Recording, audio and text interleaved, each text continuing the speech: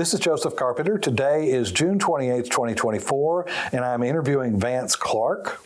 This interview is taking place on the campus of the University of Texas at Arlington, is sponsored by the UTA Department of History and Geography, and is part of the Texas Veterans Project. Thank you for agreeing to be interviewed, sir. Thank you guys for doing this. This is an awesome opportunity to be able to participate in. Great, it's our pleasure. Where are you from originally, and tell me a little bit about your growing up. Well, I was born in Sheboygan, Michigan, but only stayed there for the first 2 years of my life. My mother married a Coast Guardsman, and between being born and high school graduation, I think I have report cards from 9 or 11 schools. Oh, so when we lived somewhere a year and a half, we thought that was a long time. So, wow. But yeah, so born in Michigan, and usually what I tell people, I was born in Michigan. I graduated high school in Massachusetts. I called California home for a long time. My family lives in Wisconsin, and now I'm in Texas. So I'm an American mongrel, and I'm excruciatingly proud to be one. Very good.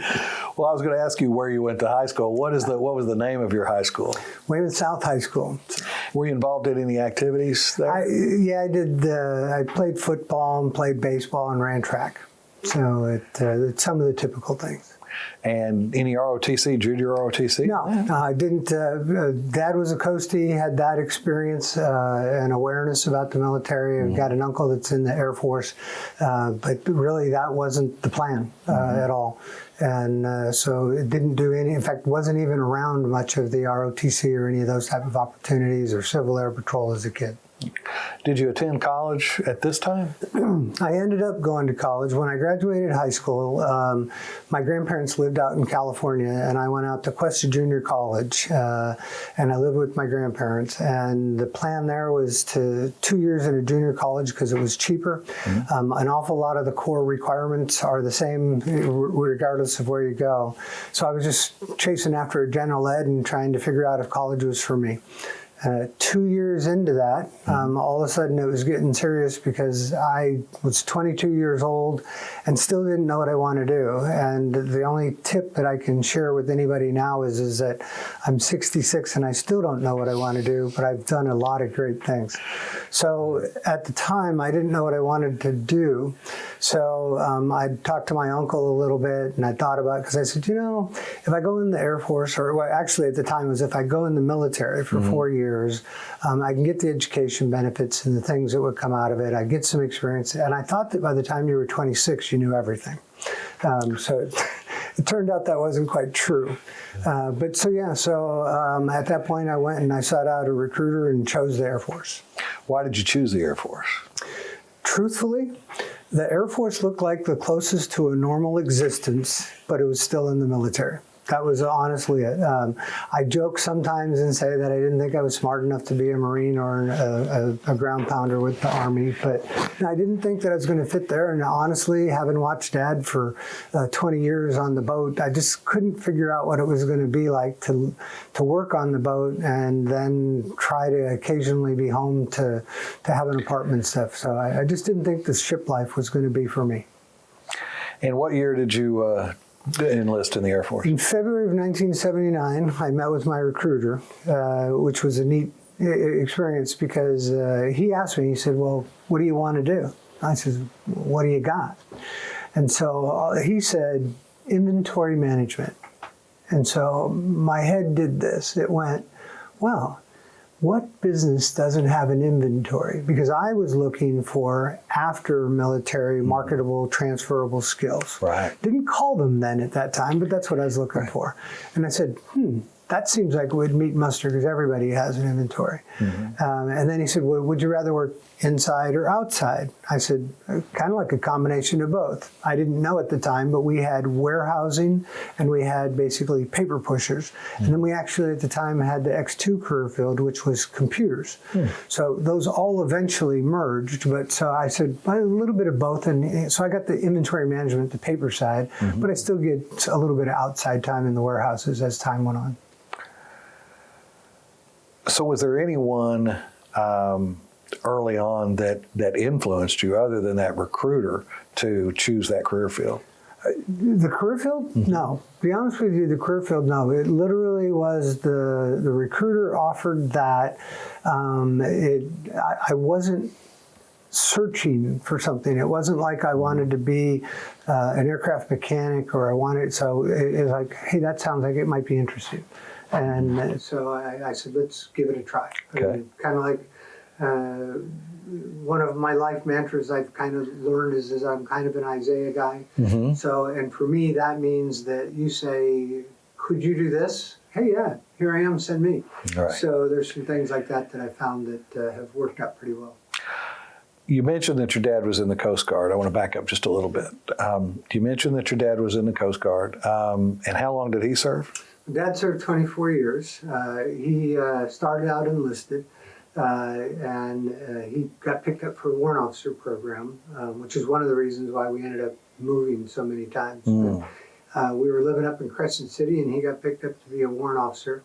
And then he retired as a W-3, and he retired in 78, 2 years after I graduated from high school. So I didn't get to go to his retirement. Because I was out in California going to college. Yeah, I see. Yeah, he did great. He had a really good career. Dad did a good job of balancing home and work.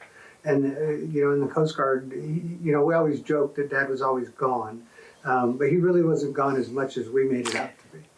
But yeah, no, it was a good life, and we moved a lot, and I think a lot of the ability to be able to meet people and talk to people, it's kind of interesting because my sister and I are very much like that. We're very outgoing, type A kind of personalities, and my two brothers are a little more reserved, and one of them, Bill, he's passed away, but Bill probably didn't have 5 friends in his whole life, but they're people that call anytime, and my sister and I are kind of the type, we've had a million acquaintances. Right. So it's just kind of different.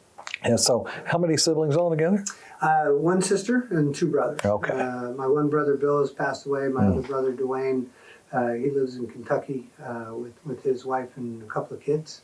So 3 kids now. So Where do you fall in the birth order? I'm number 1. Okay. So, yeah. So I was the babysitter. Okay, right.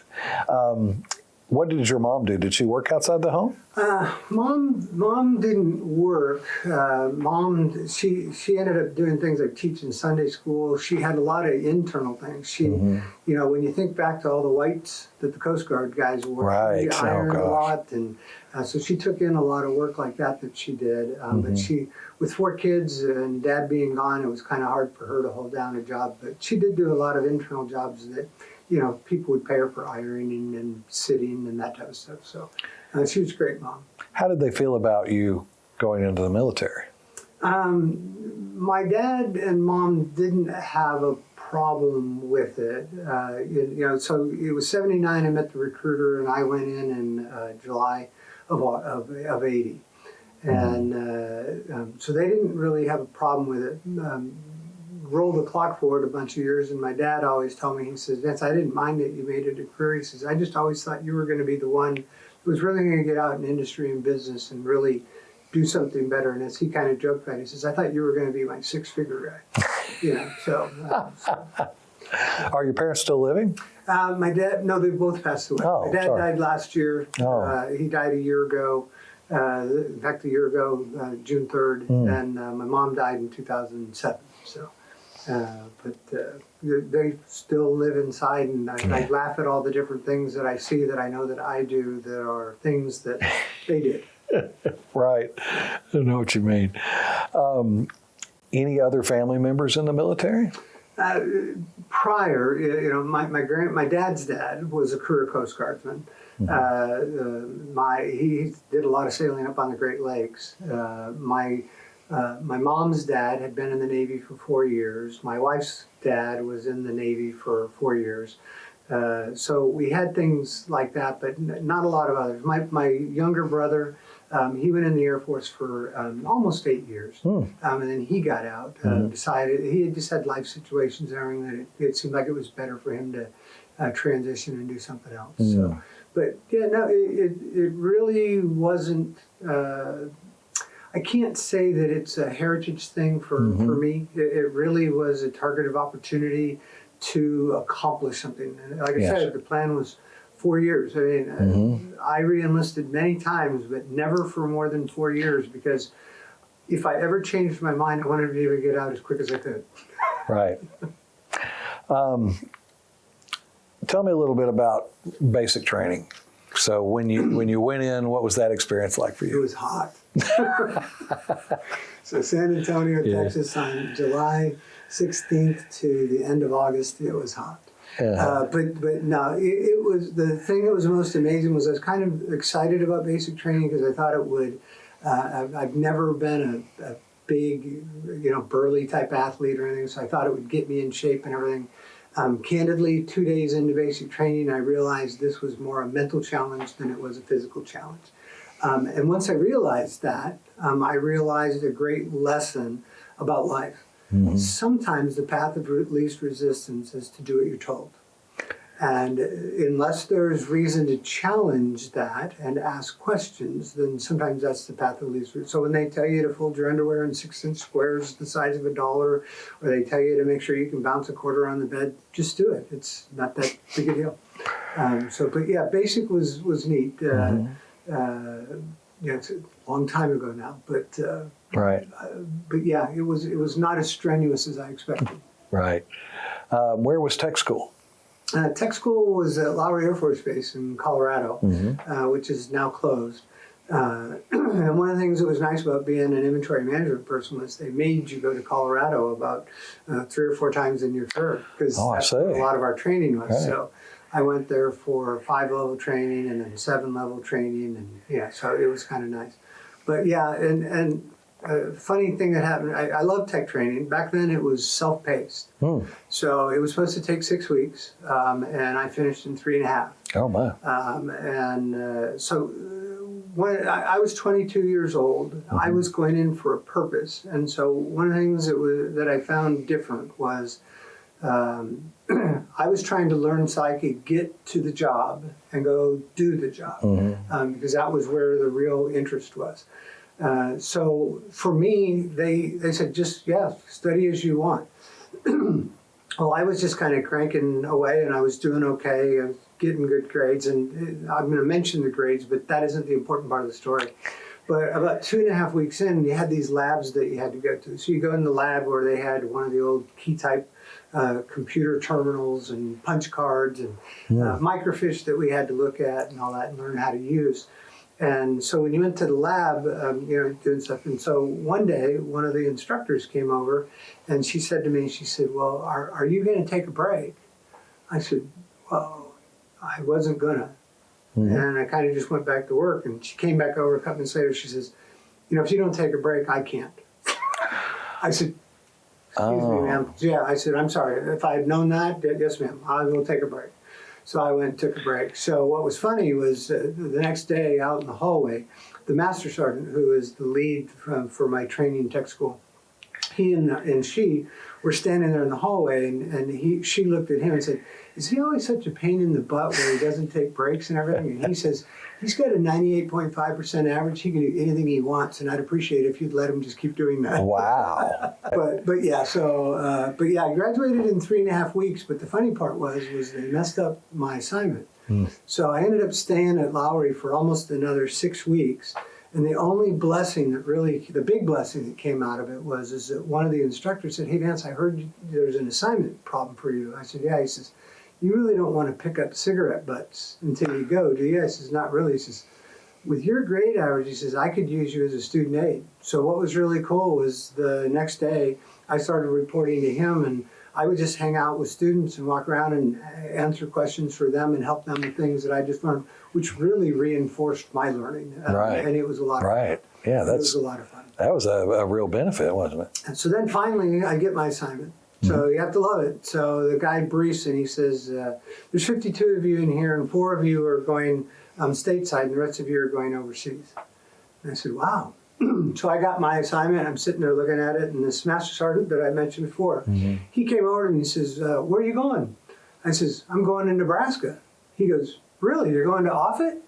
He says, no, I'm going to Camp New Amsterdam, Nebraska. He goes, son, that's the Netherlands.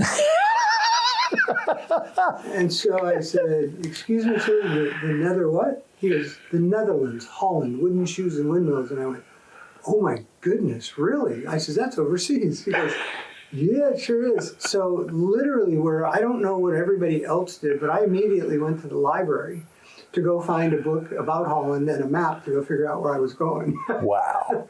But it was amazing. And that same master sergeant said to me, he said, I've been trying to get the assignment you've got for 22 years. And he says, and you don't even know what a good deal you've got. Wow. So it was awesome. Right. But it was great. Went to a little tiny supply squadron at Schusterberg Air Base. The Dutch were flying F-16s. We were flying F-15s. Little tiny supply squadron, only 150 people in it, and it couldn't have been better because I learned almost everything that I knew for the next 8 years in that supply squadron because you could walk across the hall and learn about what the other section did. And, I lived in the dorm with other guys that were working in the other section, so learned most of my core inventory management and supply duties on that job. So it was really neat. So you felt adequately prepared, but you were prepared beyond what probably the average. I think my age was very helpful, and then I think that the purpose. But I'll share a profound moment. So 2 weeks into my assignment at Schusterberg, I got there in November of '80, and just before Thanksgiving, we had a 4-day NATO tactical evaluation. And we had more inspectors and everything around. Well, 3 hours into the exercise, I got handed a dead card. And I was told just to lay there. Okay. For the next 22 hours, I laid somewhere because they eventually, when things got clear, they picked me up, they took me out into the warehouse to a staging area, and then they took me over to the morgue, and all the different people with all their different jobs. Mm-hmm. So here was the amazing part was we think about, so for me, joining was about education benefits and get a job, get some skill, and maybe have a little bit of fun. But I don't think we all think about what we really do. And in that moment, and laying there all those hours, I really realized that, wow, I really signed up to defend my nation with my life. And that was the best way to learn that, if you could think of it. But that was a very powerful moment for me because it reshaped how I thought about the training and everything that we did. So when you think about wearing chem gear, which, when I went to Korea later, I still think if somebody opened that door right now and threw in a gas mask, I could still get it on in 8 seconds. You think so? I think so. I did that. I had 2 Korea assignments, so 3 years in Korea, where I was wearing that thing almost, 2 or 3 days every 2 weeks. So, wow. So we wore it a lot. So, but yeah, so I think that helped shape having that true characteristic of what we signed up to do. And obviously I came in after the close of the Vietnam era and the Vietnam War. My uncle had served in Vietnam, and my dad. One of my school projects when I was a junior, I think, or maybe even elementary school, I interviewed a guy that had been in Vietnam that was in the Coast Guard. I still have the little, it almost looks like a crayon drawing and everything, but a little interview about what it was like. And so I think it's very powerful to think about what you're really going to do. But just like I've told a lot of moms and dads since then, I sat with moms and dads, and I'll bring my combat boots that took me to Kuwait. And I set them on the table, and they said, what are those about? I said, I'll tell you later. So I'll tell them that we give an immense amount of training. We teach people how to do things. We give them life lessons. We give them skills. We build in processes for reasons. And I said, those boots represent those reasons. And those boots carried me all the way over to the desert in Kuwait. And those boots brought me back. And I said, most people do go and come back, but we do lose people along the way. Right. So, but. Did you receive any cultural training or language training before you went overseas? No. No, when we went to Holland, the only thing they did tell me was that Heineken came in a brown bottle there. So maybe that was cultural. So no, just kidding. But Right. But yeah, no. When we got there, they had one of the things that was neat was the first week when you were there, they had opportunities to take a basic. In the evenings, you could go for a couple hours, take a basic Dutch class to learn how to talk Dutch a little bit. And I lived on base the first year, and the second year I got to move downtown. And probably my favorite cultural story is that we were living in this little town called Scrippenzeel, and I know I'm not saying it right. But what was funny was I kept going into this one little grocery store, and there was this one lady that worked in there. And so about my third trip in, I was trying to say things in Dutch. And so this third time I went in, she says, stop. She says, your Dutch is terrible. From now on, let's just talk English. So, it was kind of neat. And so many places in the world, they appreciate when we go and we try, and they love seeing that we try because it tells us that we care about their culture and that we know that we're not at home. But so many places it's easy to get around because they all can speak English, it seems. How long were you there? I was at Schutzberg for 2 years. My good friend who went there with me, Mark Piedmont. I met Mark Mark was one of the kids that I met when I was doing the student teaching training at Inventory Management School, and found out Mark was going to Holland. So the two of us kind of met, and then when we showed up in Holland together, but Mark said, hey, Vance, I'm going to stay. I'm going to go ahead and extend. And to be very honest with you, I wasn't sold yet. So, and the thing that I saw was, I believe that one thing that's really weird is that what people can't comprehend, it's really weird when you go figure out what being an American is. And what's odd is when you go to a foreign country, especially when you know you're going to be there a while, all of a sudden as you're walking around downtown, and when you hear English, your ears perk up. And then hey, where are you from? Oh, I'm from Chicago. Well, there's an instant bond. And so one of the things that I realized is that some of the patriotism about being an American comes from being away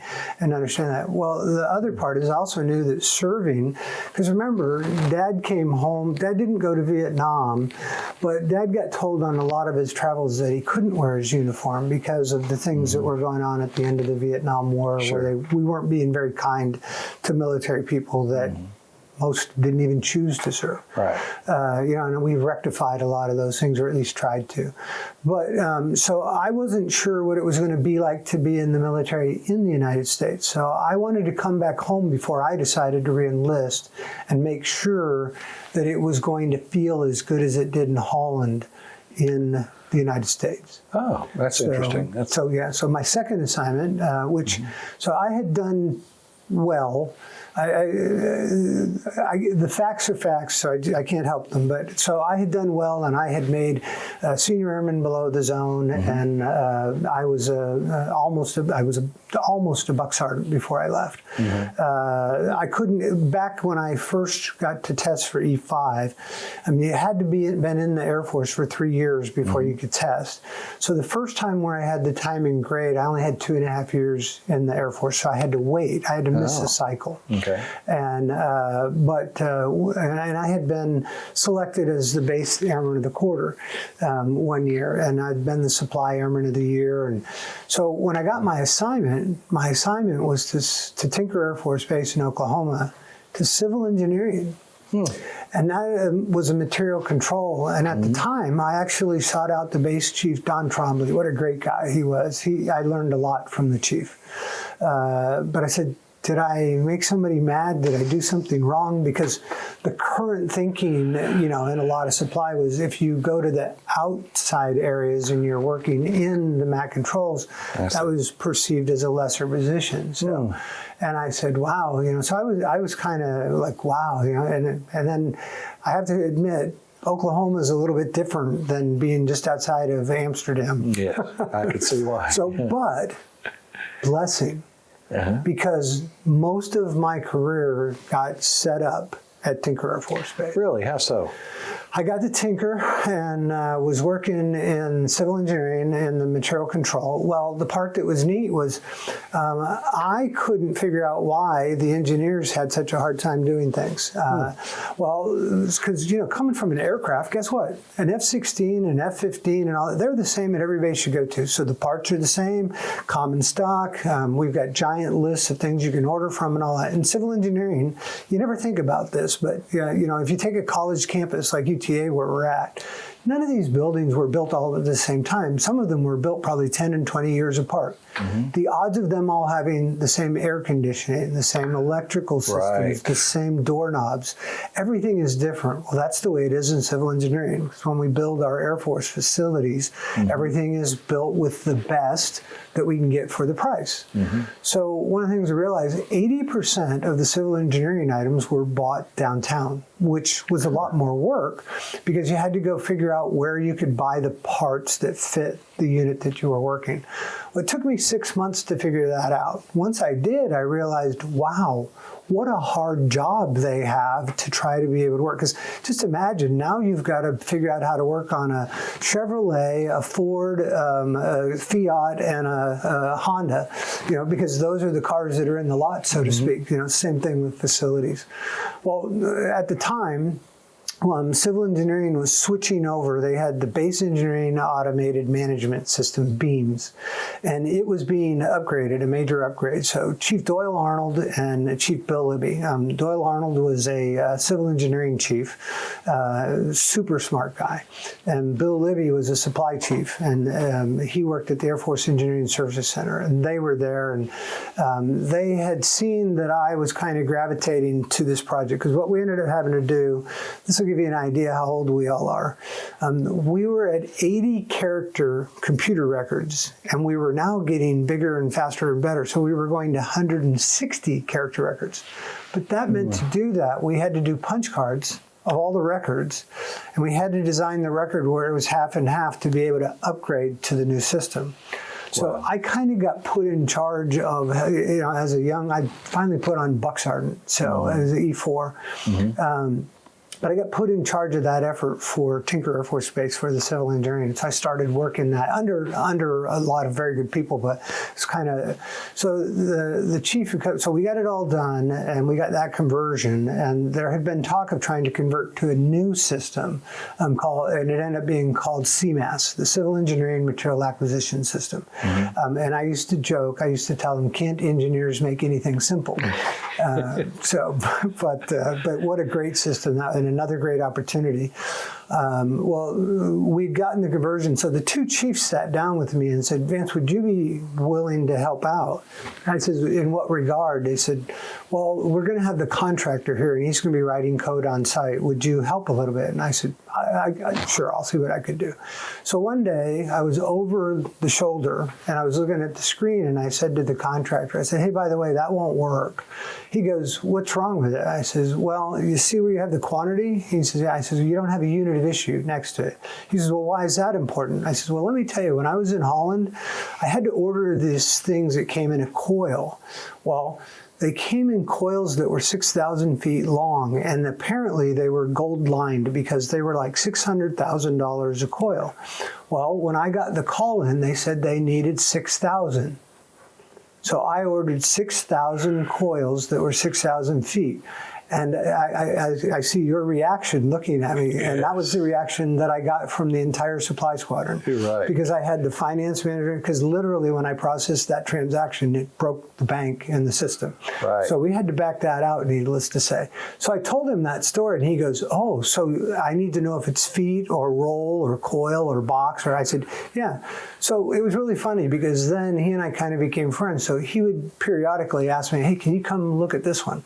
Well, out of all of that, the two chiefs asked me if I would be willing to come down to the Engineering Services Center. If they could get me an assignment, would I be willing to come down and be part of the worldwide implementation team? And I told them, really? I said, that sounds like it would be awesome. So I've always thought I did my career backwards, because I went to an air staff position, which is what the Engineering and Services Center was at the time. And it was combined with services and all the civil engineering. And it was down at Tyndall Air Force Base in Florida. And I went down there and did that for 5 years and literally spent the second base. Tinker was the first base we did. And so I started it there. Then I was back at Tinker like a week a month for almost a year. And then we went to Kirtland Air Force Base and the same thing. I was out there a week or two a month because we realized we'd tinkerized some things and we needed to go figure out how to get them so they would work Air Force wide. I see. And so I was out at Kirtland regularly. And then in between, I was going to Gunner Air Force Base to work with the programmers and say, okay, here's the problems we found. Here's what I suggest or think. And then because I was a functional. So, but yeah, that was awesome. And that really teed up my career because so now you figure that I made staff while I was at Tinker. Okay. I went to the Engineering Services Center. I missed tech. I made staff the first time. I missed tech the first time. And my supervisor at Tinker, I worked with Chief Libby, but Lieutenant Colonel Jim Wadlington was he was my direct supervisor. And when I missed tech, he sat down with me and he said, Vance, it's really okay. It happens and all that. Tech's the hardest one to make and everything. And he said, are you okay? I said, well, yes, sir. And he got up and he started to leave my cube. And then he turned back around and says, you better make it next year. No pressure. So, and I ended up making tech the next year. So it was good. But that was amazing because I literally traveled. I married Pam in 1986, my wife, best thing I ever did. Pam and I had known each other when I was in junior college out in California.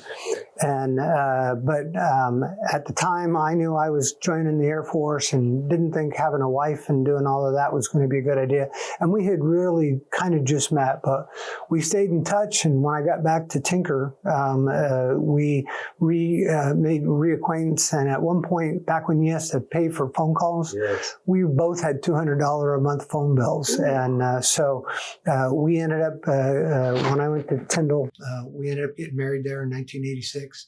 And she came and joined my Air Force journey. And so we were there. But in the 4 years we were at Tyndall, I was gone 2 years and 7 months. And somebody asked, how do you know that? Well, we kept all the copies of my orders because we never wanted my pay to get messed up. So we wanted to keep copies of the records. And on my last TDY, before we PCS to Germany, Pam went through all of them and added up the number of days. And it was 2 years and 7 months without weekends and all that.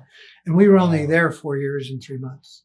So it was a lot of time away, and it was 3 and 5. And, she used to joke that she was a laundry stop. Because there was a lot of times I'd fly out on Sunday or Monday and come home on Friday or Saturday. But it was awesome work. We were out working with the different bases and doing a lot of training. And so it, like I said, it teed up my entire future because I got my next job out of that because Lieutenant Colonel Pat Coulihan, who was at the Engineering Services Center, Colonel Coulihan had left and gone to USAFE, United States Air Forces in Europe at Ramstein. And he called me and said, hey, Vance, if I could get you over here, would you come over and lead the CMAS efforts for all of Europe? I said, sure. Well, at the time I made tech the second time. So they downgraded a chief master sergeant position to a master sergeant and hired me as a tech sergeant. Wow. And Howard Schuler was the personnel guy. And Howard had a folder 1.5 inches thick. And when I got there, he set it down on my desk. He says, Vance, I just want you to know this is how much work it took to get you here. He says, please don't disappoint. Wow, really? So, but it was neat. And then literally I led the civil engineering material acquisition system implementation in all of Europe for the next 2 years. So that it was cool. Really it was awesome. Yes. It was awesome. Were you able to take your wife with you? Yes. Yeah. Okay. Pam went to Germany. We were so excited. We got to Germany in May of 89. We couldn't believe our good fortune.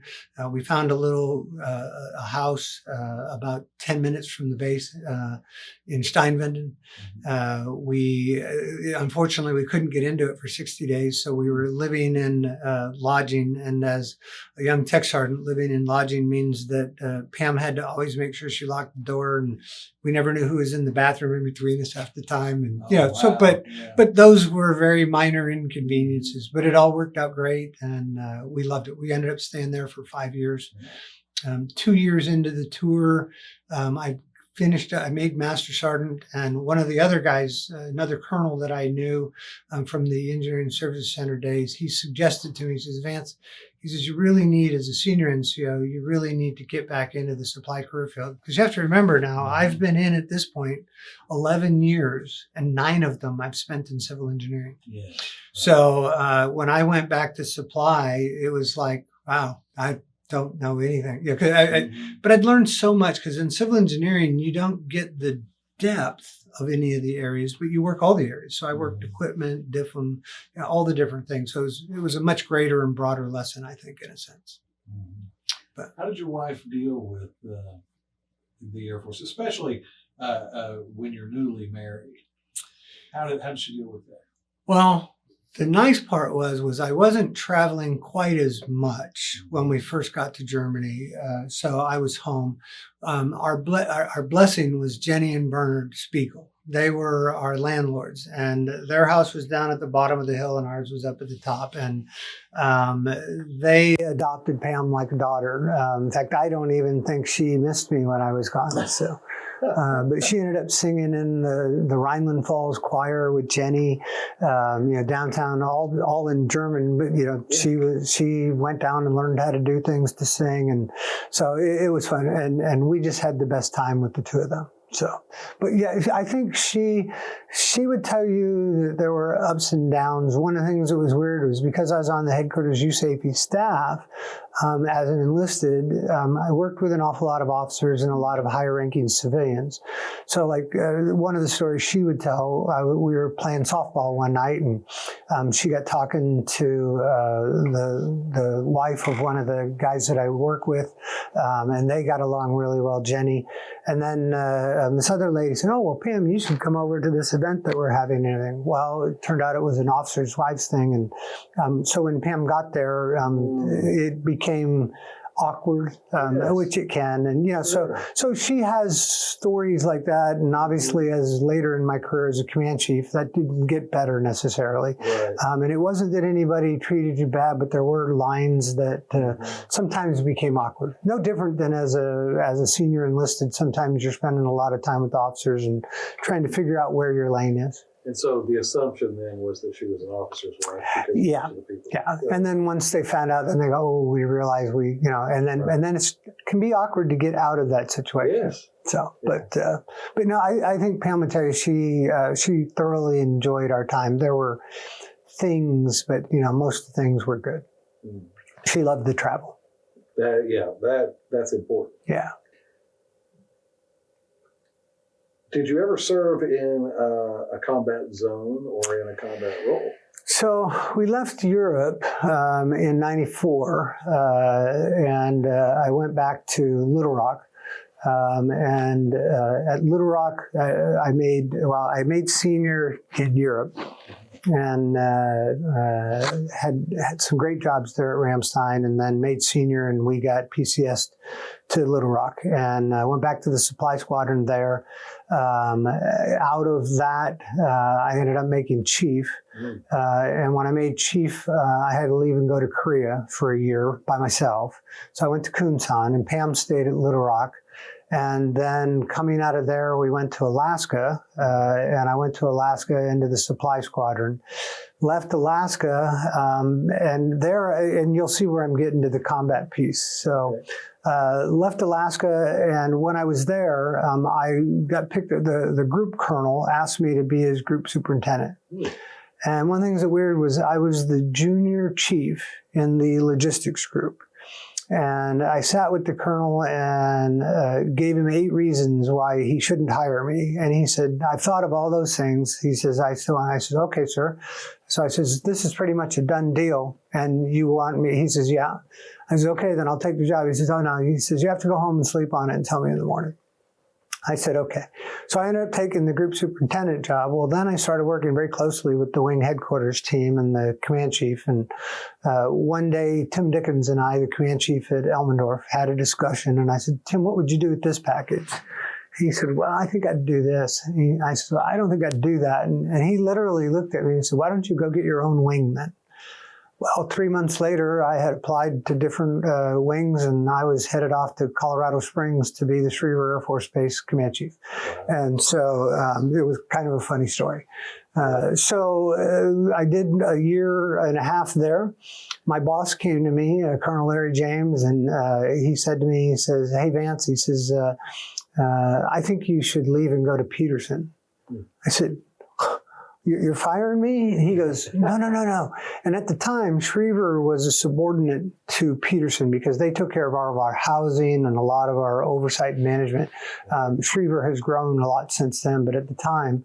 So he said, think of how much good you can do knowing the issues we've got here if you can get hired as a command chief there. And so I did. I ended up getting that job. And then while I was there, a couple of unique things happened. I worked for Brigadier General Dwayne Deal. And when the Challenger crashed, General Deal was the lead Air Force general in that investigation. So we got started working together, and 3 months later, he left and went off, and he worked on the Challenger stuff for almost a year.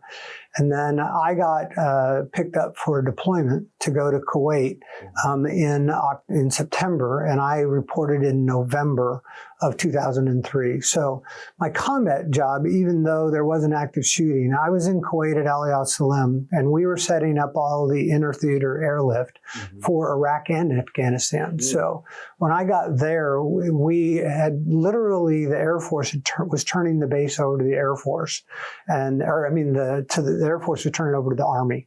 So they had closed the base down, and a good friend of mine who I had actually served with in Space Command, he was the one closing it down. So 3 months later, I went there to open it back up. And so literally when I hit the ground, I spent the first 5 days just building Alaskans and putting up tents for people to live in, and working with an awesome crew of people. And so we were there, and we set up, brought in a Garden Reserve fleet of aircraft to be able to handle all the airlift and set up. One of the most remarkable things I've ever seen, and the things that are unique in a combat environment like that, was we weren't being shot at in Kuwait, but our airplanes were going up every day and flying into Iraq and Afghanistan, and they were taking Sapphire ground air fire, and they were being shot at pretty regularly. No aircraft significant damages and all that while we were there. But one of the things that was neat was we had a group coming in, and the boss said to us one day after staff meeting, he said, I need the civil engineer, the vice, and the chief. And so we got in the Jeep and we're driving around the base, and he goes, we have to bring in 3 C-130s, and they're going to land here in 3 days. We have to figure out where we're going to park them and set up all the facilities that we need. So it was really neat because in an hour and a half, we drove around, we picked the spot, and 3 hours later, we had guys out with bulldozers and everything smoothing ground, and then starting to lay AM2 matting. And literally 3 days later, the 3 C-130s were parked there. And it was amazing to me to see that level and kind of teamwork. We had the Japanese came over as well, and we ended up doing a major effort to bring in their 3 aircraft. So those kinds of things in a combat environment were pretty amazing. So I had asked the colonel one day, I said, sir, I think it's important. I think I should fly with the aircrew up into Iraq. Or he goes, Chief, there's no way I'm going to let you fly up into Iraq on a fun mission. He says, but I'll talk to you. So a couple of weeks later, he came to me and he said, hey, you're going on 2 missions in the next couple of days. And so we flew down to Oman and did a supply run. And so I got to get out a little bit with the aircrew to try to understand, because I thought it was important as a senior enlisted guy to be aware of what our people are doing and understand what the air crews were going through and that type of thing. Sure. Excuse me. So that was a very unique experience. We were there for a little over 6 months, left in April. And old chiefs just have a lot of funny stories. Right. So we were getting ready to leave. We thought we were leaving in 3 days, and Colonel Mark Krause, he ended up being the 2-star adjutant general for the state of Kentucky. He was lieutenant colonel when we were working together. When he got off the bus, he said, "Chief, see right there on my hip?" I said, "Yes, sir." He says, "That's where you're going to be for the next 6 months." And he was true to his word. He kept me with him, and I learned so much about total force because I really hadn't been around Guard and Reserve. Well, so he comes to me and he says, "Hey, Vance," he says, "I have a question for you." I said, "What's that, sir?" He goes, "Well, I might be going to be asked to stay longer." And he says, "If I stay longer, would you stay?" I says, "Maybe." He says, "Well, what's it depend on?" I says, "Well, so you remember when I wanted to fly into Iraq and you said that I couldn't because you didn't want to make the call to Pam?" He says, "Yeah." I says, "Well," I says, "I'll stay, but you got to call Pam." Right. And he laughed. So, but he ended up not staying, and it was really neat because that was the first time I'd gotten to do this. When he handed the guidon to me to relinquish command, when I handed it to him, he handed it back to the general, and then the general passed it to the new commander and command chief. And it was the first time I got to be truly a part of the command, and then the two of us left. And but that was an awesome experience. I worked with so many awesome people there, multiple services and all, and we had a great time. And how long was that deployment altogether? That was about 6.5 months. Yeah, we got there in November of 2003 and left in April of 2004. How did you communicate with your wife? Well, it's funny you said that because, the blessing that Pam and I had was when I went on the remote to Korea way back in 97, 98, email had just come out. Oh. And we don't think about this kind of stuff, but before it was all mail, postcards, and all that kind of stuff. Well, email had come out. So one of the things that was neat was while I was in Korea, I could send Pam an email at the end of my day. And in the morning when I came to work, I'd have a note from her because of the time difference. I see. Okay. And it was the same thing in Kuwait. Now, we had periods. One of the things I had to brief Pam on, I said, if all of a sudden you don't hear from me for 2 or 3 or 4 days, know that probably things are okay, but we have intelligence blackouts, because we'd have to, certain things went on while we were there that we had to lock things down. So, but yeah, we were able to do email and all of that. And what a blessing. We didn't have all the FaceTime stuff and everything that everybody does now. Right. But yeah, I thought email was absolutely awesome because, within hours you could get something back. But that was how we communicated mostly. Occasionally some letters as well too. But how'd you deal with stress? That's it's funny. I probably hadn't thought as much about stress. I've kind of,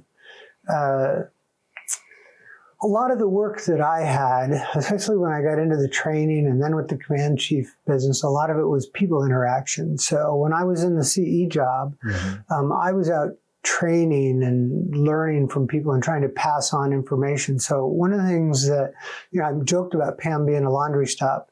Well, one of the routines we'd figured out is a lot of times I'd come home on Friday and then we'd go to a movie because at a movie I didn't have to talk. And she would know that I'd been talking for 5 straight days. Right. So we'd go to a movie and go to dinner. And then on Saturday, we'd do laundry or something. And then by Saturday night, I was ready to talk because I would, Pam and I describe each other like this. This is Vance. And Vance can do this almost incessantly. But every now and then I have to do this. Yes. And this is Pam. And Pam does this very well. Now, Pam can do this, and you would meet her, and you'd never know that she can't do this well. But after she does this for a couple of hours, she's got to go back. Right. So it's kind of neat. And so we started doing that way back when we were first married. We started realizing those things about ourselves. And so when I was in Kuwait, though, it was kind of interesting. The vice commander was a marathoner. And he said to me, "Hey, Vance, I'd like you to run the perimeter with me." I said, "Sir, I'm not sure I can make it around the perimeter walking." He says, "Well, I need somebody to work out with." I said, "I don't know how I'd help." He says, "Well, my problem is," he says, "I just have to keep moving. So you don't have to run the whole thing." I said, "All right, I'll give it a try." So it was amazing. So I would run, walk, whatever. after a week, I couldn't believe it. I was running the whole 7.5 miles. And Wow. by the time I left, I was running it in less than an hour. My goodness. So I found running was good. Haven't stuck with it as well as I'd like, but I like to run and walk, and I like engaging with other people. That's actually a de-stressor for me. Yes. But yeah, and Pam's a huge help. She recognizes when my world is crashing and is very helpful. So when did you leave the military? I didn't leave until 2010. So after I got back once I became a command chief at Schriever, I thought you did that for one tour, and then I thought you retired. Right. Well, when the colonel came and said, could you go to Peterson if you get that job? And I got that job. Well, then out of that job, I got a phone call one night. I was getting ready to leave the office, and I got a phone call, and it was a 3-star general, Gary Trexler. And he said, hey, Chief, I hear you might be a good pick to come to Korea to be my 7th Air Force Command Chief. I said, well, sure, that sounds fantastic, sir. And so I got picked up for that job. So we went to Korea. Pam got to go with me this time. So we were there for 2 years, and I did that. In that job, I ended up interviewing for a lot of major command jobs. I didn't get any of them. And the things that Pam and I have looked at the most is we believe strongly that God puts you where you're supposed to be. And so the interesting part was we didn't get any of those jobs. And so I thought I was going to have to retire. Right. And a friend of mine, Chief Steve Solon, was running the Chiefs group. And I called Steve and I said, hey, Steve, I think I'm going to have to look to retire, or what choices do I have? I said, what supply jobs? Because I wasn't getting hired anywhere. And so he called me back and he said, hey, Vance, there's some supply jobs. There's a couple other. He says, can I make a recommendation? I said, what's that, Steve? He says, why don't you consider Spangdahlem in Germany? He says, Steve, I've already been a wing guy twice, now a numbered Air Force. Isn't that inappropriate? He says, Vance, he says, one thing you don't know about yourself, he says, one, you're the senior supply guy in the Air Force at that time. Just if you live long enough. Right. So he says, you're the senior ranking supply guy. He says, but there's a lot of chatter and people like what you're doing in the command chief world. So he says, I think you ought to try to see if you can get that job. So I talked to the 3-star, and General Trexler said, I'm okay with that. And so I ended up getting hired. Colonel Darrell Robertson hired me, and I went to Spangdahlem, and we were there for a year and a half. And I got one of the commanders I'd worked with back a long time ago. She called me. She was at Air Force Recruiting Service. And she said, Vince, I didn't know you were available. I said, I didn't know I was either. She says, would you be willing to come to San Antonio and come lead Air Force? I says, ma'am, I can't even spell recruiting. She says, that's okay. A common theme for me has been that the leadership that I was surrounded with in the military gave me genuine feelings that they had my back and that they would give me support. And as soon as I know that about a team that I'm with, I'm willing to try hard things. Yes. So I said, ma'am, if you think I can do the job, I'd be more than happy. And so, we were supposed to be at Spangdahlem. We thought we were going to be there 3 years and retire. Ended up staying only 16 months. And I left, and then Pam followed on about 2.5 months later.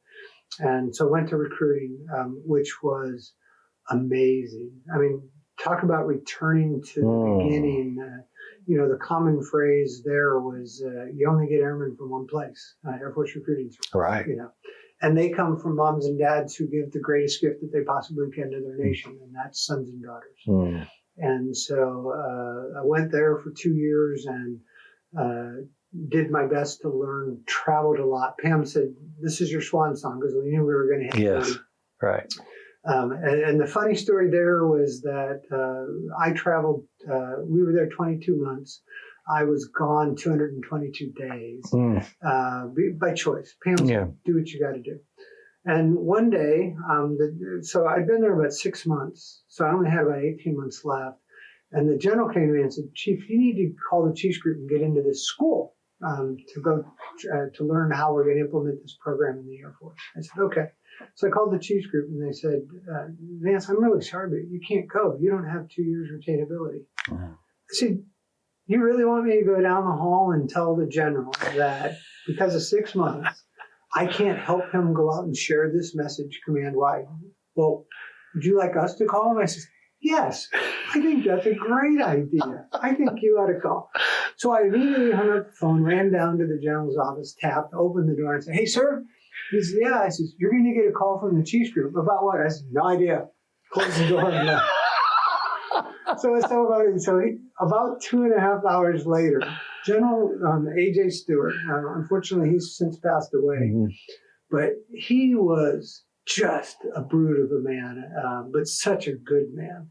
And so there he is standing in my doorway with his arms crossed, and he goes, Chief, I just got terrible news. I just found out that you're too old and untrainable, and you're going to have to retire. So I said, well, sir, yes, sir. So, and we knew I was going to have to. We didn't think I'd get picked up for an additional 3 years.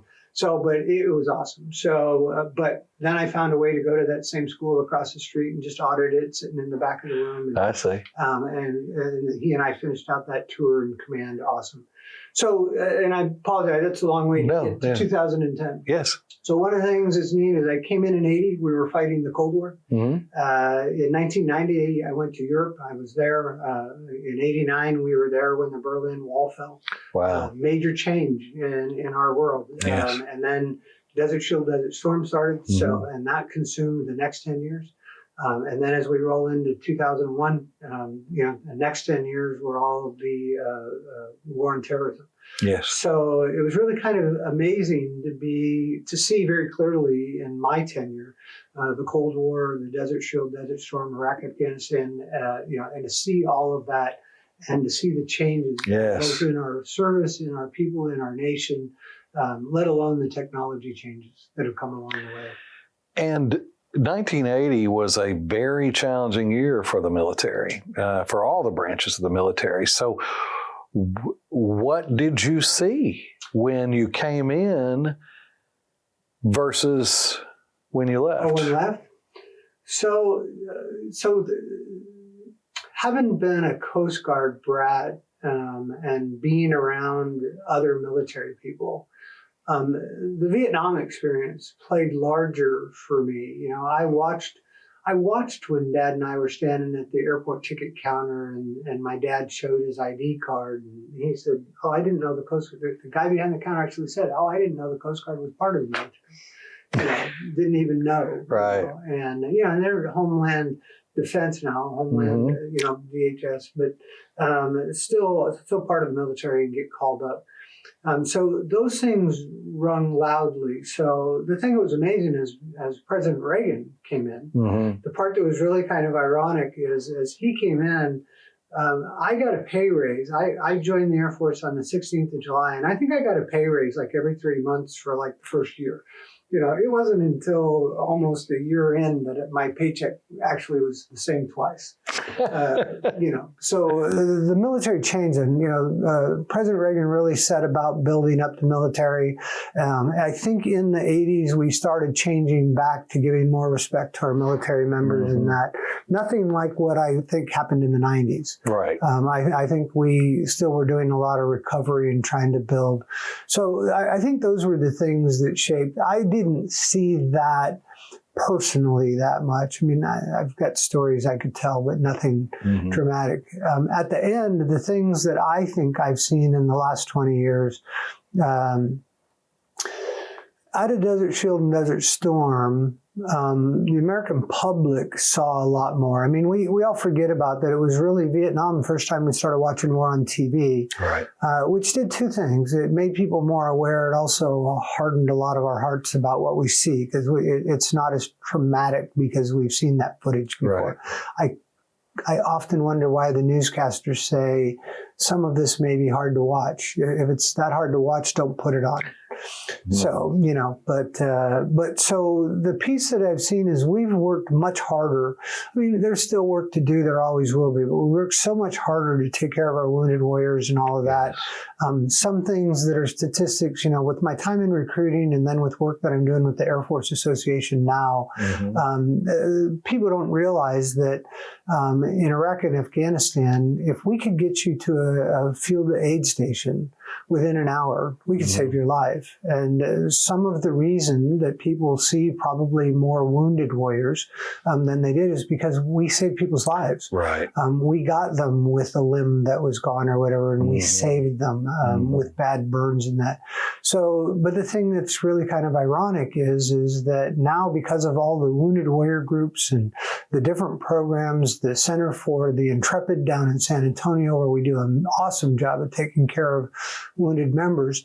The part that's weird is a lot of the American public thinks that most of us that went to Iraq and Afghanistan either have PTSD, Right. have missing a limb, or have something else that might be wrong with us, you know. So because of those things that we see, which is part of where now, because of the economy and a lot of things, we're seeing that the ability to recruit is harder. But one thing people don't realize, in 2008, when I went to recruiting service, I was a little bit surprised, and people that watch and hear this will probably be surprised. Less than 25% of our youth are even eligible to join. Right.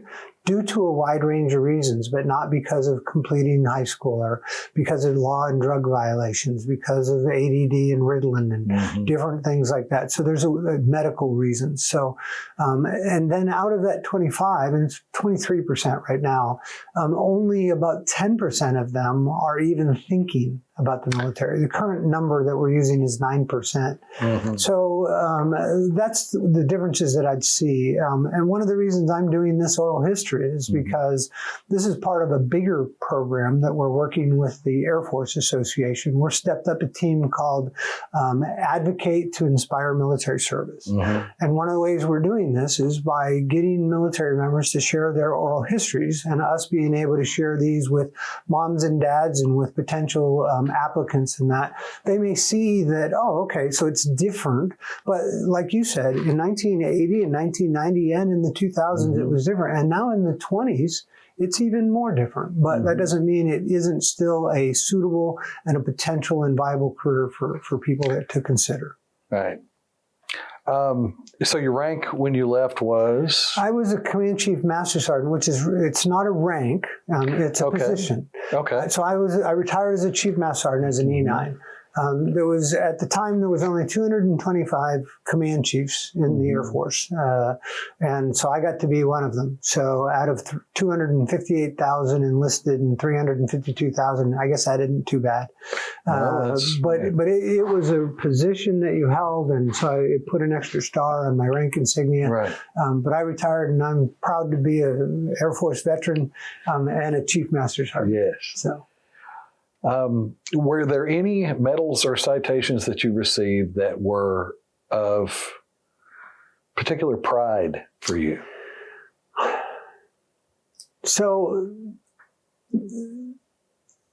the records are what they are. So I was kind of shocked because I worked hard. Dad told me if you were going to do anything, do it and do it well.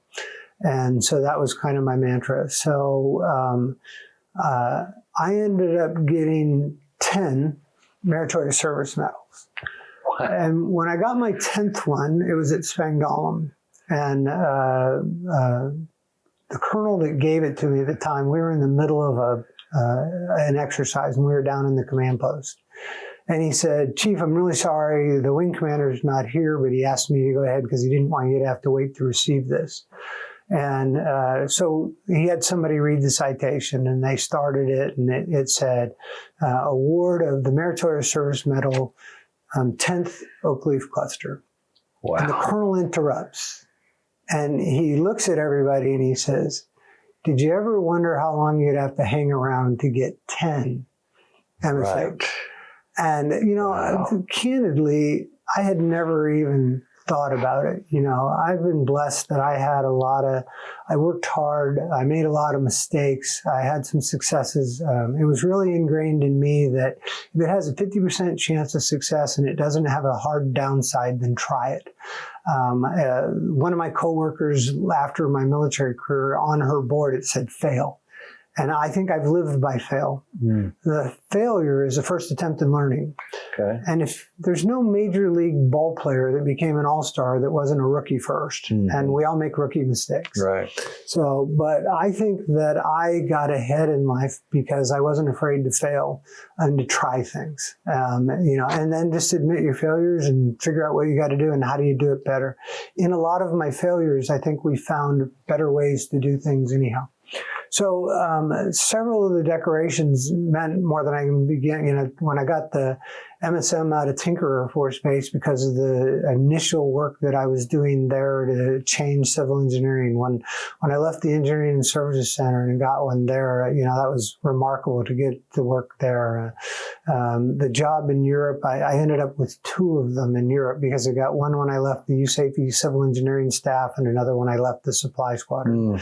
It was kind of funny when we were in Kuwait. I was really trying hard to. I didn't have an Air Force Achievement Medal, which is a basic medal. So I asked the colonel if he could get me one of those, and they actually said no. They said if the chief only warrants an achievement medal, then we're not going to give him anything. So I said that's okay. So. But yeah, and I guess the thing that was funny, the comments on the Spangdahlem one was when I got the 10, I realized how blessed and fortunate I had been to get to work on such awesome missions and to be able to be perceived as a contributor in doing things.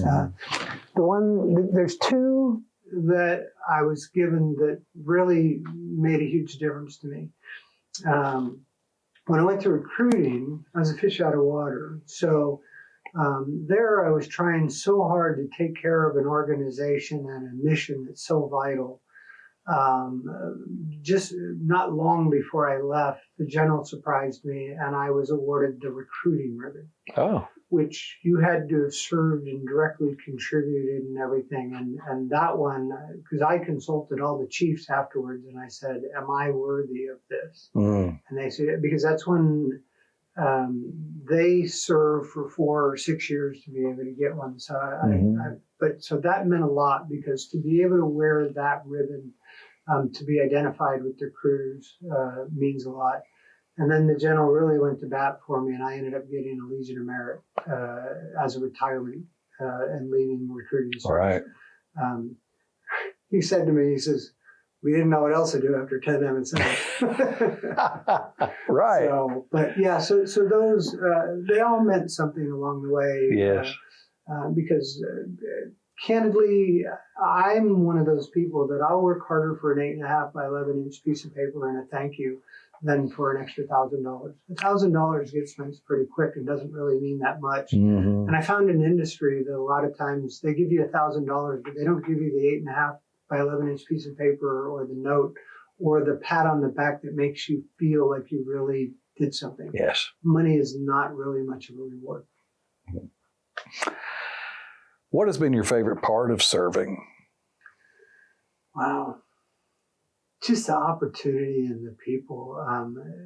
Mission is so easy to determine most of the time, to know what the end objective is trying to be and how you fit. And the part that was kind of neat was over the years, it was said different ways, but the military personnel flight major at Peterson Air Force Base, she said it and it stuck with me ever since. She says, Chief, you're right, mission first, people always. And the thing that I found that I feel that industry and the world needs to grab hold of is this. Mission is important and making money is important, but people need to really look around. None of us can do anything on our own. So the only way to get something done is through people. And somebody asked me once, they said, Vance, what do you think your best skill has been? I said, honestly, I have no skills, but I know people that do. And I've always been able to go out and find people, inspire them, and get them to understand what we're trying to do and get them to accomplish the mission. So the mission first, people always. Because if you don't take care of the people, and in industry sometimes people can be treated as a commodity. At least that's the way you read and you see. the companies and the leaders that do the best are the ones that realize that my people are my most important asset. And I think our military members are that, and their families. If we don't take care of their families, military member can't be downrange worrying about what he's trying to do. Because when you're gone, you can't be worried about your family. You have to know that they're being taken care of. Right. So I think that it was the people. And again, just what a blessing, all the different people and the commands and the places and the things I got to be involved in. Just utterly amazing. Yeah. What was your lowest point, and what did you learn from that experience? Like, I've thought about that one. So I have this motto. There's two things that people always have told me that are funny. If you were to ask me right now, hey, Vance, how are you? I'd tell you fantastic. And someone asked me once, they said, why do you always say that? I said, because I choose to. They said, what do you mean? I said, well, I choose to be fantastic. And I said, I'll be honest with you, I try to set my attitude every day so that I am fantastic. And I said, because, if I do the schlep rock thing, and I apologize, most people watching this won't even know who schlep rock was. But if you're the doom and gloom guy, yes. I'm never attracted to doom and gloom people, and they're a drain. I want to be and the people that I seek out are people that can recharge me, that I can plug into because they contribute, they add things. So the part's weird. And then the other thing that I say all the time is that every day is a good day, but some are better than others. And so I think attitude is key. And I can't think of a time. I mean, I really can't pinpoint a time where I could tell you that I thought things were really bad, especially pursuant to the career. I mean, gosh, Pam and I loved the journey. It had bumps and downs and different problems, but sure. I don't know. I know that some people talk. There were things that we saw and did. I mean, when I was in Kuwait, we didn't have fatalities, but some people may remember when the 8 Spaniards were killed up in Afghanistan, and they brought them back through. We had the Spanish with us there in Kuwait, and that was a tough couple of days. I lost one of our supply people was killed in a downtown incident while I was at Little Rock. So those things really weighed hard, but I really can't think of something that took me down. I only think of good things. Maybe I'm so old now that I only remember the good stuff. Maybe so. Well, let me ask you a different question then, kind of related to that. Share a mistake that you made, and how did you recover from it? That's a good one. So one of the things that I tried to teach others when they lead, I said, I've told people when I was in industry as well as most, I said, if you just can't find anybody to make a decision, come see me because I'll make one. One of the things that I realized about most decisions, a lot of our general officers and people in combat type units, they have to make decisions about life and death. Most of the decisions I made didn't impact anybody's life. So the other thing is some decisions are, where should we go to lunch? Well, if we go to lunch at place X today, well, we can't change that. But if we decided that, hey, let's start the interview program in 6 weeks. And then next week, we all of a sudden find out we've got more resources and we can do something. Hey, let's move that up or let's move it back. Well, so the piece that I learned is that you have to make decisions so that you can keep things moving. You can revisit some decisions and change them. So when you say mistakes, well, golly, I got crossways with a young man while I was in Holland that was stupid and, caused a little bit of a brouhaha and shouldn't have done that. I've made mistakes where we tried things that failed. I asked some people sometimes to do some things and then found out that when I got more information that we shouldn't have done it that way. But gosh, a specific one though. It seems like I made so many of them. But see, again, that goes back to if you're trying enough things, you're going to make some mistakes. But overall, I think you can tell that I feel that the outcomes were almost always right. The end outcome. Yes. So I think places I think of that I made the biggest mistakes early on in trying to learn to manage people. Mm-hmm. Everybody's different. So trying to figure out how to treat people to motivate them to get the results you want. And one of the things that took me probably about 14 years to learn, if it looks like a duck and it quacks like a duck, and it probably is. So one of the things that was weird was in the last 15 years of my career, there was a lot of stuff that I nipped in the butt right away because I realized that it looked like, and I would have people in those parts go, you've only been here for 2 weeks and you came to us and said, cease and desist. And I said, we think you're right, but how did you figure? I said, well, I've seen 5 other things to me that look like that. So I think we need to stop, and we just don't do that. And I said, now, I have a speech that I give to people. It's called my voting speech. So we all know what voting is. And voting is your opportunity to cast a vote or to have a say. So I said, when I come to you and I say, hey Joe, what do you think about this as an idea? You go, let me think about that. So now if it's really important to me, I might come back to you 2 days or 2 weeks. And I sit down and say, hey, Joe, you remember the other day when we talked about it? And you go, yeah. I said, well, I was thinking about doing this, this, and this. What do you think of that? Well, let me think about it. Well, that was your second voting opportunity. Right. So then all of a sudden I come to you a couple of days later and I say, Joe, starting tomorrow, we're going to do this. And you go, well, I don't know if that's a good idea. I says, too bad. I've been working on this for 3 weeks. I gave you 3 voting opportunities. You missed them all. So we're going to do this until you invest the time to come back and show me what's wrong with what you're suggesting that we do. So, and the only counter to that as a senior leader, one of the things you have to realize is that people will do things just because you asked. What you said. So you have to sometimes be very careful to make sure that they understood that you really meant that. Right. So. What made you laugh? Oh, gosh. I think a lot of the mistakes, Chief Bill Libby, he made me laugh all the time. So he was such a good leader.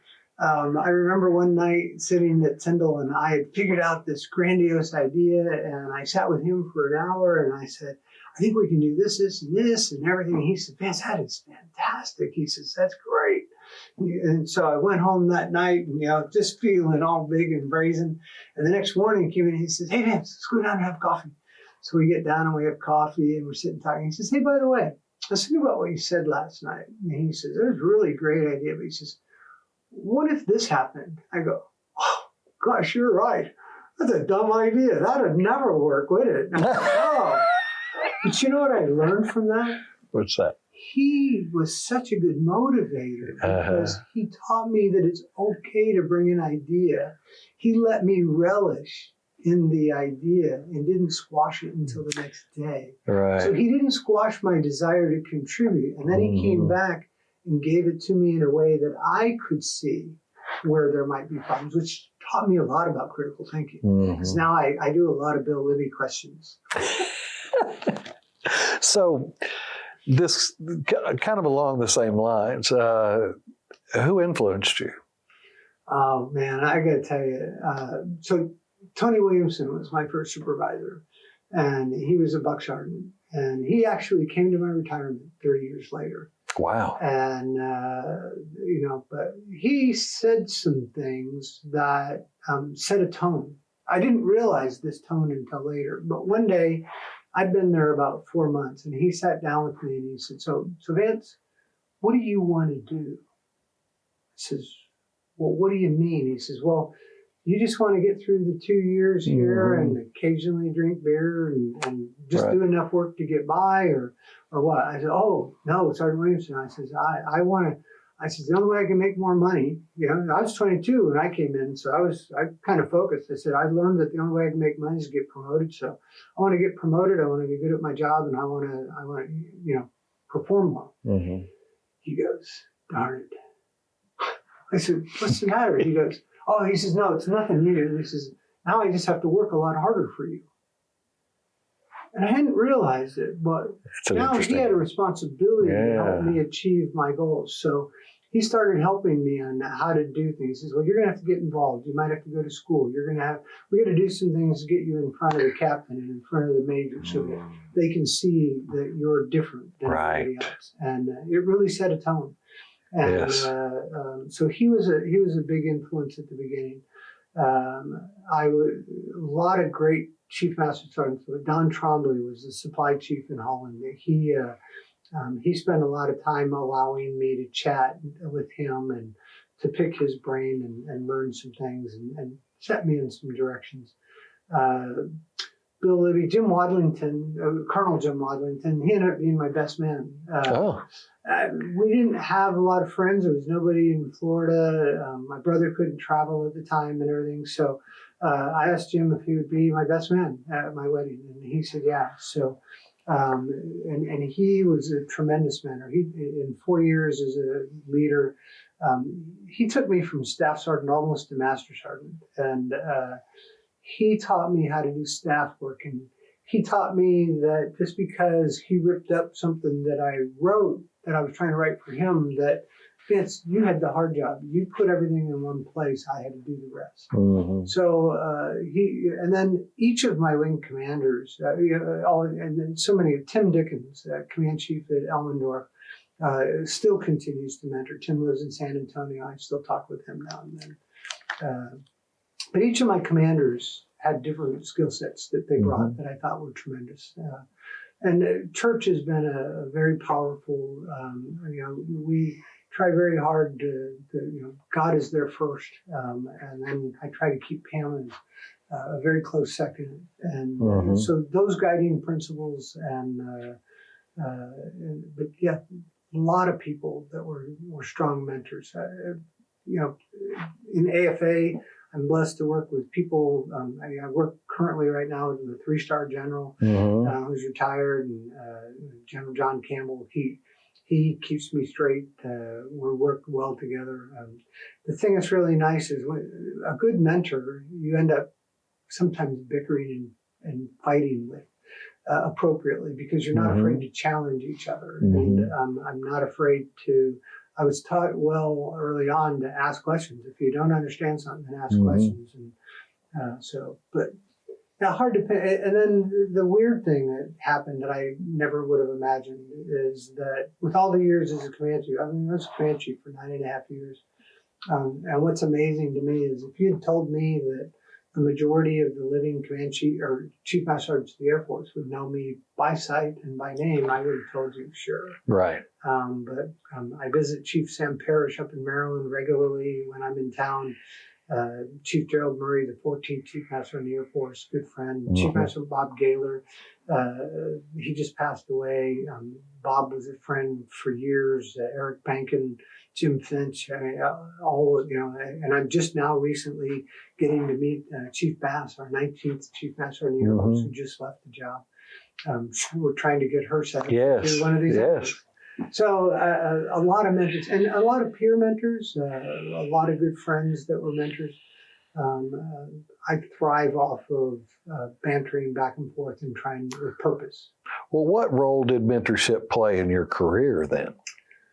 Well, the thing was, so one of the things that is weird to me is that I was the junior person in every organization for almost 11 years. So one of the things that was weird was you can't go to the chief and the colonel and tell them what to do.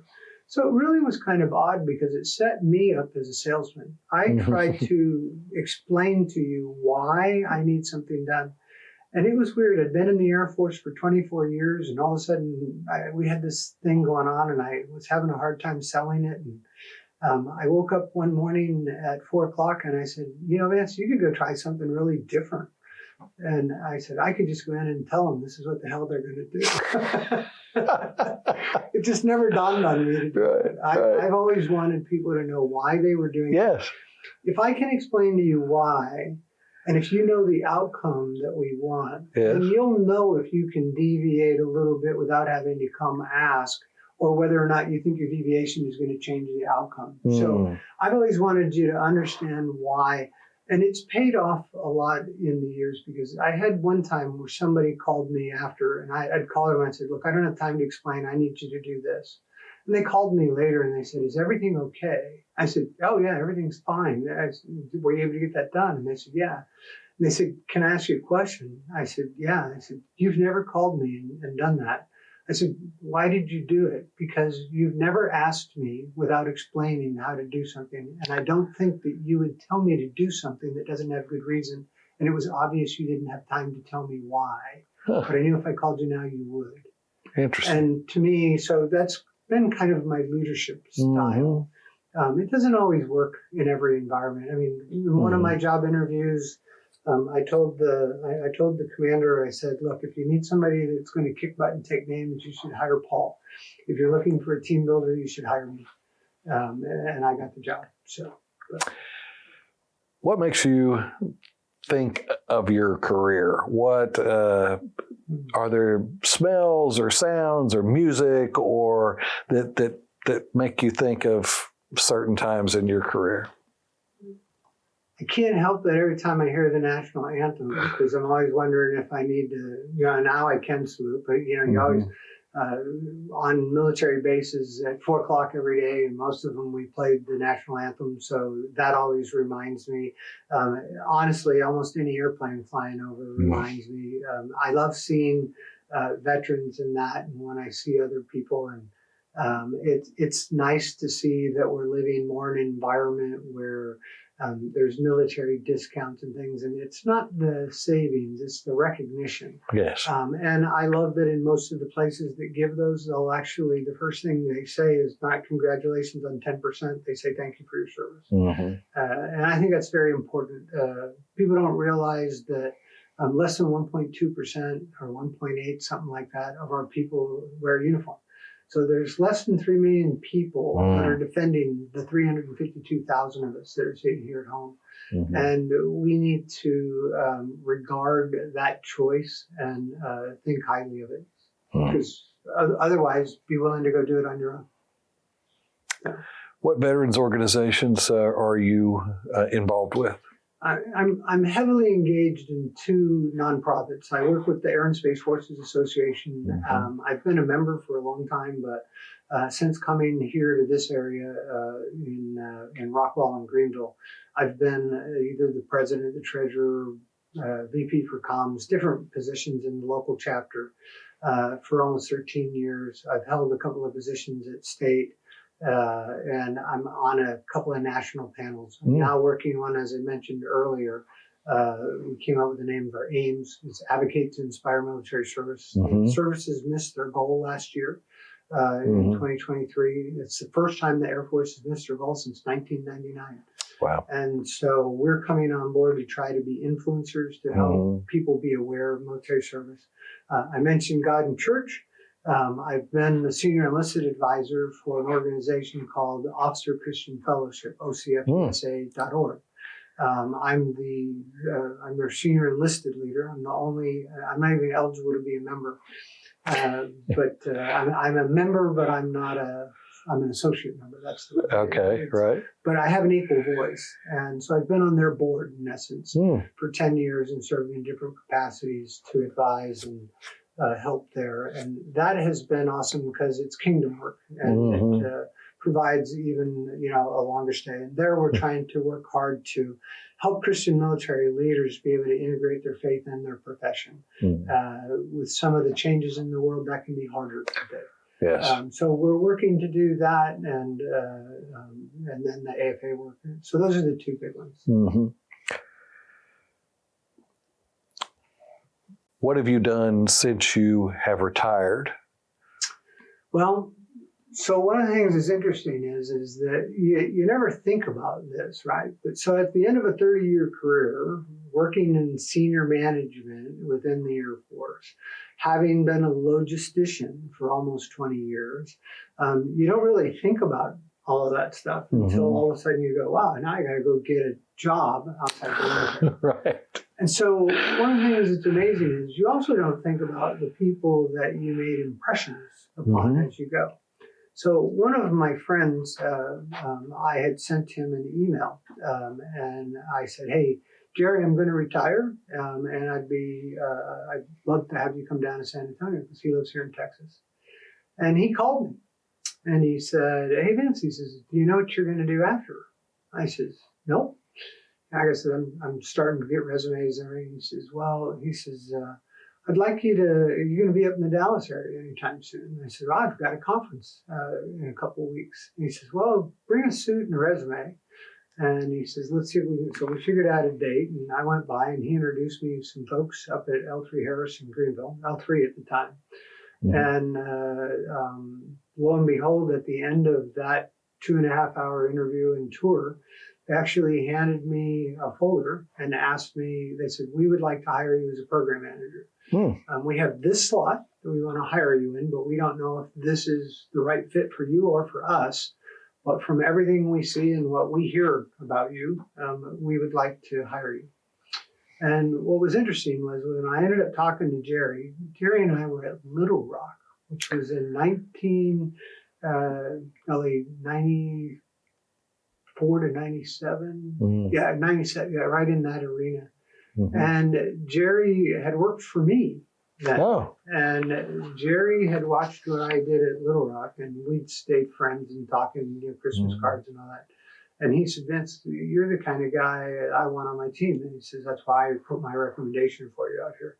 So I went to work as a program manager working rivet joint and Cobalt aircraft. Did Cobalt for 2 years. Moved over to a logistics group for $200 million in contracts that we were managing, a team of 5. And then we had a problem with one of the major components on the aircraft, and it was causing groundings in the desert. And I was in a meeting, and I said the wrong thing because somebody said, "We need you to stay afterwards." I said, "Okay," and with my boss. And the customer said, "Vance, we'd like to ask you if you would see if you could fix this." I said, "What? Just dig into it and see if there's anything you can do." 18 months later, I had turned that program from red to green. And the customer came and said, "If we find funding, would you do this full time?" I said, "Do what full time?" "Just find the next problem and fix it." And so literally my last, I worked at L3 for 12 years. And my last 7 years, I went from being a one-man show to a team of 6 because the customer kept saying, "What do you need to do more?" And so we ended up becoming a team of 6, and we chased problem parts and vendors and did that and absolutely loved it. It was fantastic. It was neat to be still part of the mission. So did that, and like I said, worked with the 2 nonprofits. And I retired in February of 2023, and now pretty well consumed with the 2 nonprofits and trying to be a good husband. Yes. Would you serve all over again? Yes, I would. I've